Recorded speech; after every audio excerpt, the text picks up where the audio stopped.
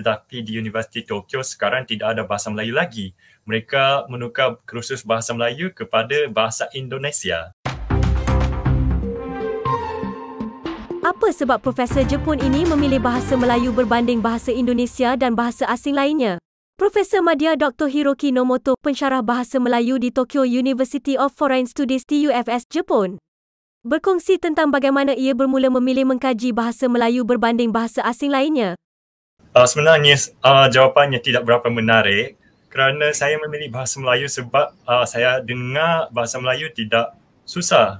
Dan apabila saya belajar bahasa Melayu, memang bahasa Melayu ni tidak susah. Jadi saya rasa hal itu baik untuk orang-orang Malaysia kerana apabila orang Bangladesh dan Vietnam datang ke Malaysia, cepatlah mereka boleh menangkap bahasa Melayu.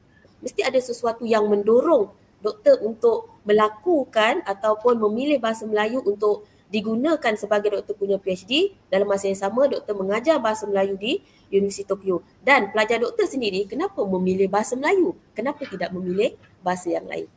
Mungkin saya sendiri selalu mengkaji tentang bahasa Melayu sebab bahasa Melayu yang menjadi bahasa yang paling khusus bagi saya. Bahasa yang saya pelajari, bahasa asing kedua yang saya pelajari untuk pertama kali, jadi bahasa Melayu menjadi sesuatu yang istimewa bagi saya. Tentang pelajar saya yang memilih bahasa Melayu sebagai bahasa pengkhususan mereka, ada yang mempunyai motivasi yang sangat jelas. Contohnya mereka pernah tinggal di Malaysia semasa mereka masih kecil lagi kerana kerja ibu bapa mereka.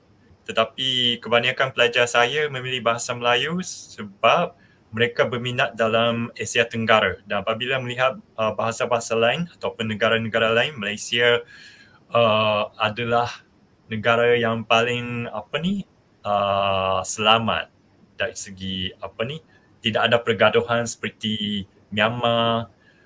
Ekonomi pun cukup baik berbanding dengan negara-negara seperti Thailand, Indonesia. Saya rasa itulah sebab utama pilihan mereka. Kenapa doktor memilih bahasa Melayu Malaysia bukan bahasa Melayu Indonesia? Soalan daripada Hajar Zuraidar. Jawapannya adalah kebetulan. Kerana apabila saya belajar di Universiti Tokyo semasa saya degree sarjana muda, kursus bahasa yang ditawarkan adalah bahasa Melayu di Malaysia dan bukannya bahasa Melayu di Indonesia. Tetapi di Universiti Tokyo sekarang tidak ada bahasa Melayu lagi. Mereka menukar kursus bahasa Melayu kepada bahasa Indonesia sekarang. Jadi saya tidak tahu berapa tahun lalu yang perubahan ini berlaku, tapi sudah lama mereka tidak mengajar bahasa Melayu. Okey, saya bukan warga negara Malaysia dan tidak tinggal di Malaysia, jadi saya kurang pasti dengan betapa serius masalah ini. Tetapi saya boleh bayangkan ibu bapa di mana-mana negara pun mungkin sama. Mereka nak ajar bahasa Inggeris kepada anak-anak mereka. Mereka nak mereka tidak kisah anak-anak mereka tengok TV dalam bahasa Inggeris. Dan hal itu berlaku dalam di Jepun juga. Ada ibu bapa yang menghantar anak-anaknya ke sekolah berbahasa Inggeris, tadika berbahasa Inggeris. Tetapi situasinya berbeza di antara Malaysia dengan Jepun. Di Jepun, walau macam mana pun mereka anak-anak itu menjadi pandai dalam bahasa Inggeris, mereka tidak ada peluang untuk menggunakan bahasa Inggeris di luar tadika ataupun luar keluarga lah. Di luar semua bahasa Jepun. Jadi mereka tidak ada peluang. Dan nilai bahasa Inggeris pun tinggi di Jepun dan juga di Malaysia. Hal itu tidak berbeza, tetapi perbezaannya adalah di Malaysia ada banyak peluang untuk menggunakan bahasa Inggeris.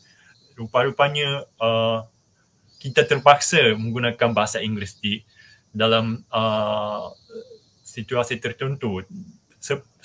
Saya pun rasa seperti itu, macam terpaksa menggunakan bahasa Inggeris kerana orang lain semua pakai bahasa Inggeris. Contohnya di pusat beli-belah yang besar, semua orang pakai bahasa Inggeris. Sepertinya saya terpaksa menggunakan bahasa Inggeris walaupun saya boleh bercakap dalam bahasa Melayu, dan orang yang bicara saya pun orang Melayu ataupun orang Malaysia. Jadi ibu bapa nak anak mereka belajar bahasa Inggeris tu, saya rasa tidak mengapa. Masalahnya selepas itu anak itu sama ada biarkan anak itu bercakap bahasa Inggeris di luar, di mana-mana sahaja, ataupun orang Malaysia membina masyarakat di mana bahasa Inggeris terhad kepada dalam keluarga, ataupun membiarkan bahasa Inggeris di mana-mana saja, termasuk perniagaan, sains dan teknologi dan sebagainya. Saya rasa itu yang menentukan sama ada trend ini baik ataupun tidak. Hal itu baik, tetapi yang penting sikap masyarakat ataupun sistem sosial dari segi penggunaan bahasa. Ya. Terima kasih kerana menonton. Jangan lupa untuk berkongsi dengan rakan-rakan di semua media sosial.